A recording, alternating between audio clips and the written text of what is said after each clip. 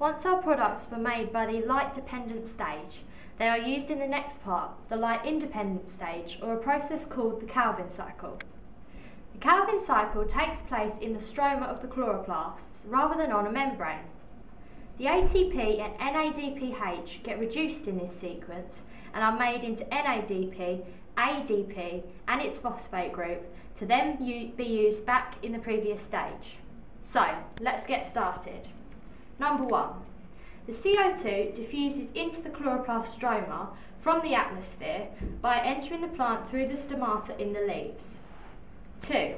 The CO2 then combines with a 5-carbon structure called RUBP. The reaction of these two is catalysed by an enzyme called ribisco. The RUBP then becomes carboxylated. The product of this reaction is 2 molecules of a 3-carbon compound called GP. The carbon dioxide is now fixed. 4. The GP is then reduced by NADPH and phosphorylated by ATP to produce a second 3-carbon compound called TP. 5.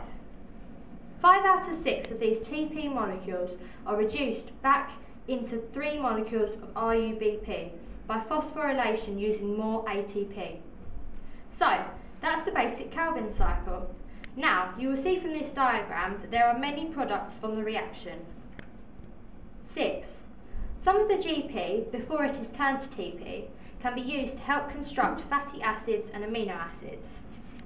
7. Pairs of TP molecules can now form hexose sugars, for example, glucose. 8. Glucose can then be isomerized to form another hexose sugar, fructose. 9. The molecule of glucose and 1 molecule of fructose can bond to produce sucrose. 10. Hexose sugars can also be polymerized into other carbohydrates such as starch and cellulose. 11a. Molecules of TP can also be converted to glycerol. 11b. Glycerol is then combined with fatty acids from the GP to make lipids. And there you have it, the Calvin cycle.